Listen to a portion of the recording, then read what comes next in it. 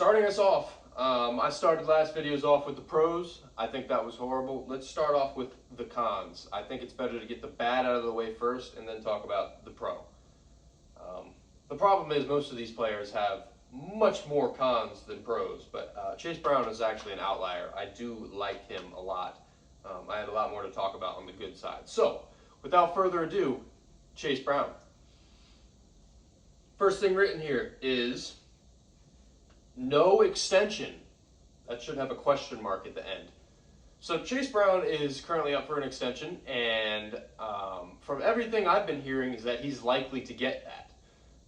I have still not heard any news that he has gotten that, and I'm a little bit worried that he may not get that. And whether or not he does sign an extension with the Bengals is a pivotal, excuse me, I just stuttered and I hate stuttering, is a pivotal tipping point for his career and fantasy outlook. If he does not extend with the Bengals, I think it's over for his RB1 days.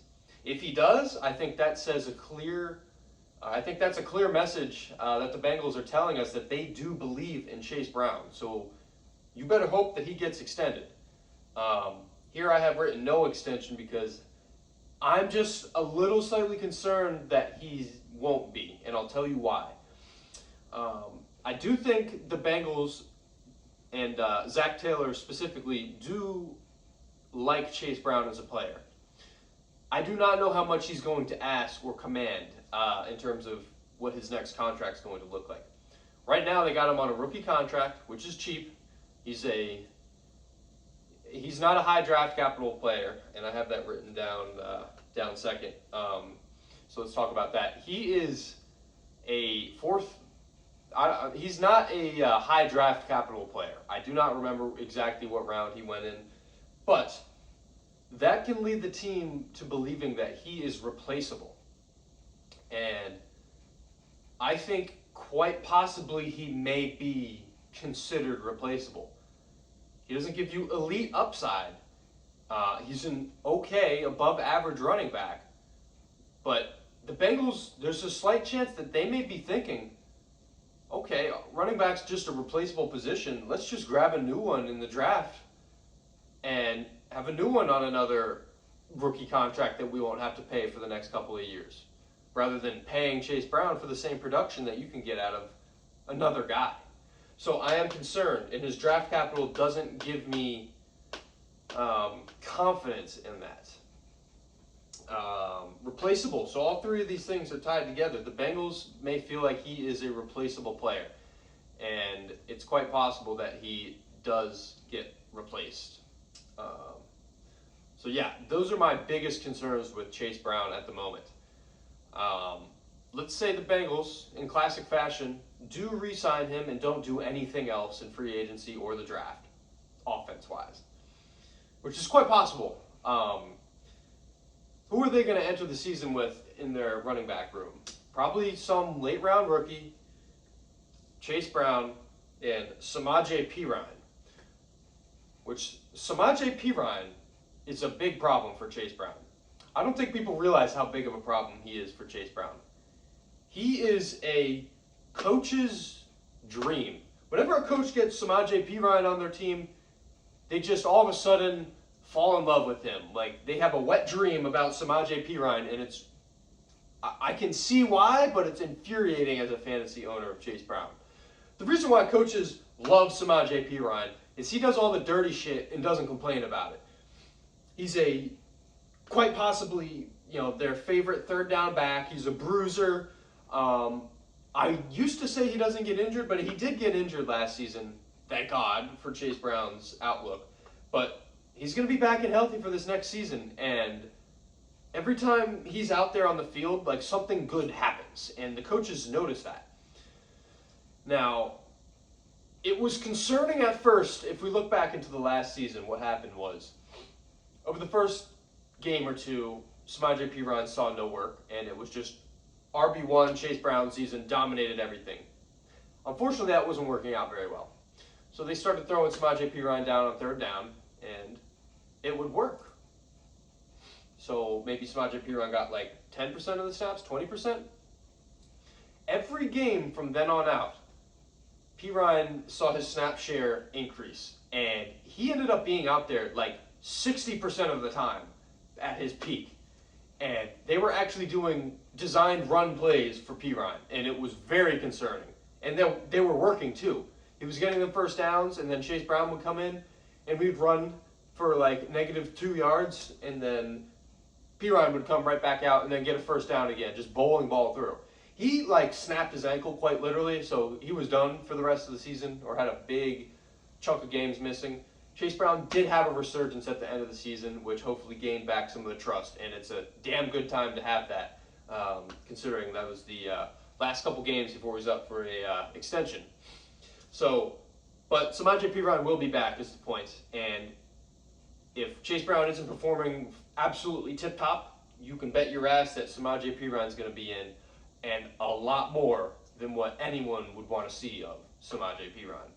So, those are where Chase Brown could go wrong. He could potentially not get the extension and be, bumped down, and he's not their clear RB1 anymore. And Samaje Perine as well is always a thorn in any owner's side of any running back, not just the Bengals, where he used to. Believe me, everyone has a Samaje Perine bad year. He's ruined a lot of players' years, quite frankly. So, on to the good. This is what could go good in another world. Chase Brown, let's say he does get the extension. Boom!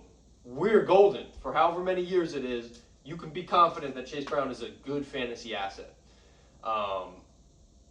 So, we want that to happen, because if he doesn't get that extension, he's worth nothing, quite frankly. Think of last year at the beginning of the 2024 season. Not this year, but the year before this year is what I mean by last year. If any of you guys remember where Chase Brown was, he was valued as a bag of chips, basically. He hadn't broken out. He hadn't done shit yet. That's why his value was so shitty. And I forget who was in front of him. I think it was Zach Moss, just like was playing horrible, and Chase Brown slowly got more plays, more playing time, and then Zach Moss broke his neck or something, and then Chase Brown dominated it. So that was his rise to fame. He wasn't immediately good. His value can go right back to where he was, with another running back right in front of him. Unfortunately, that's the way it is in the NFL, so you have to be concerned. But there is a world where that doesn't happen, and he is the clear RB1. He is very underrated. I think if you tried to sell him now, you wouldn't get very good value out of him, even though it may be a predictive sell if you were one that believes that he won't get extended. Could be a good sell window right now, but I still don't think you're getting full value out of him as if he was mid-season performing. He is very criminally underrated. A lot of people don't understand that he's not just a twitchy, fast runner. He's a great receiving back as well, which is huge, especially in PPR leagues. Getting those, extra points for the catches there. I mean, Joe Burrow, this is his number 2 read. Well, 3 read. He looks at his 2 wide receivers and looks at Chase Brown for the little dump off. Now, he doesn't get many yards, but he gets many catches, which is the key for PPR play. Chase Brown will run, get a catch, and then get absolutely trucked 2 yards down from where he caught the ball. But we take those points. And it accrues when Joe Burrow is just constantly under pressure because of his shitty fucking offensive line, and he just has to toss it to Chase Brown. Last year was very weird because Chase Brown had a lot of drops. Concerning, but to me, not too concerning. Chase Brown dropped the ball quite a few times, had the butterfingers, had the yips, whatever you want to call it. I don't see that happening again. I think last year everything went wrong for Chase Brown, and he still did, I think, his best year numbers-wise, which isn't hard to do, considering he only played half a year as a starter last year. But best year number-wise, and it was, if you tell him, that's not how he wanted his season to go. Okay, I'm telling you right now, he expected better of himself. So he knows he's underrated, and he's still got something to prove. He plays with a chip on his shoulder. Me, I have a intelligence to me with fantasy that I can see through some players. You know what I see in Chase Brown? I see a Devon H.N. light. A mini Devon H.N. is what I see. With the just explosive speed. Now, I know it doesn't look as pretty, but I see the receiving back potential is where the comps come to Devin Achane. So if you're an Achane fan and like that style of player, Chase Brown is going to be good for you. RB1 question mark. Well, we talked about why he couldn't be an RB1, but that could be a very strong factor for him if he is the RB1. If he is the RB1, he is the clear-cut RB1, and it's not even a split backfield. Samaje Perine will get a chance, but he's getting older every year, and Chase Brown is still young, so there's a very high chance, actually, that Chase Brown is a dominant force, 80-90% snap share player. Great. I do think it does help a little bit if he's not on the field completely. I think he does need some rest, and he plays better when he gets some rest.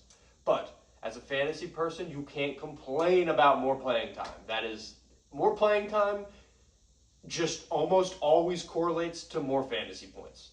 Not efficiently, but the more you're out there, you're just going to accrue points. That's just how it works in simple math.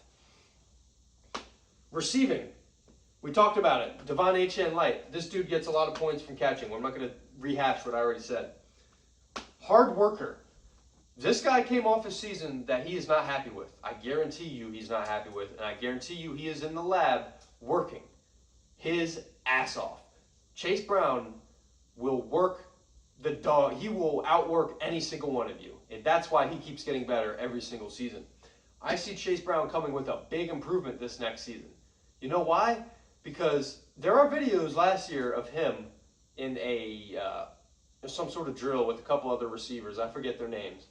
And it was 3 other receivers, and then him, a running back. And they were just doing, little short in-breaking routes, stopping on a dime. And it was just, it was a simple drill. But all the comments were saying, wow, who is that, light-skinned dude that was just, tearing it up? Everyone was like, that's Chase Brown. He's a running back. He's not even a receiver. And I saw that in him. I can see the potential in Chase Brown. So if you believe with me, Chase Brown is a phenomenal receiver, and that can only help in PPR fantasy leagues. I don't know why I went back to receiving instead of hard work, but the point is, he works in the offseason. He puts in the work, and he's not like Joe Burrow where he's addicted to pussy and he's just out taking a different model on a date every single day. This dude is silent, okay? Working hard in silence. And he's going to let the haters know next season. Mark my words. Chase Brown is a good stack piece if you want to consider a stack. I love stacks. I think they can work great when you do it right. The Bengals is a high-powered offense that you want to be a part of that stack. Joe Burrow, granted, you got to have the backup for Joe Burrow if you're going to go for the Bengals stack. Who is it? Joe Flacco. You got to have Joe Flacco if you're going to do the Bengals stack. But first, it's going to be Joe Burrow.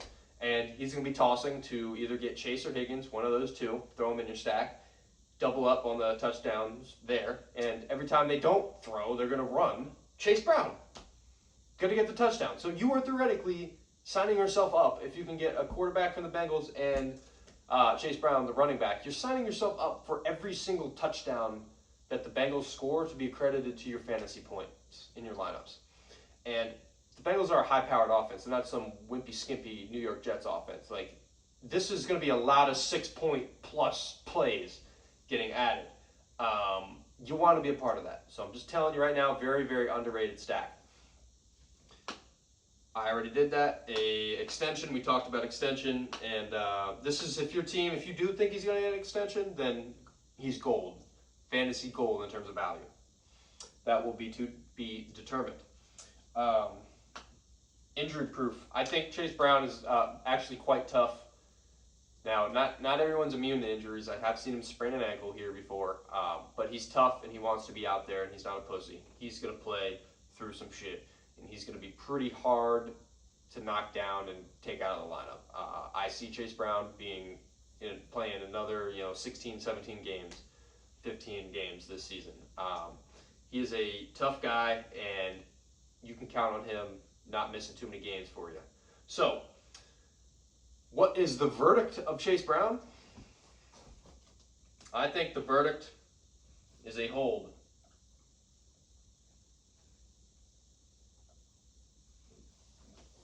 The verdict for Chase Brown, hold on to him.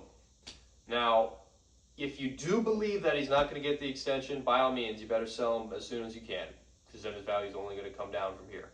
But the hold is just like gambling. You know, I'm not telling you it's going to happen. I'm telling you that I think it's going to happen. I think the Bengals are not the greatest run organization, and I think they do like Chase Brown, and even though they don't like to spend a lot of money, you know they would rather spend it on the offensive side than the defensive side. So I believe that Chase Brown, if you take a chance on him, has about a 50-60% chance to be an absolute gem. And if you hold on to him, you're flipping a coin basically, but if you hit, man, you're going to hit big with Chase Brown. You're going to have a solidified RB1 and a high-powered offense that gets peppered with 6, 7, 8, 9, 10 targets a game. Gold. So, do as you wish, but here's my take on Chase Brown. Turn this shit off.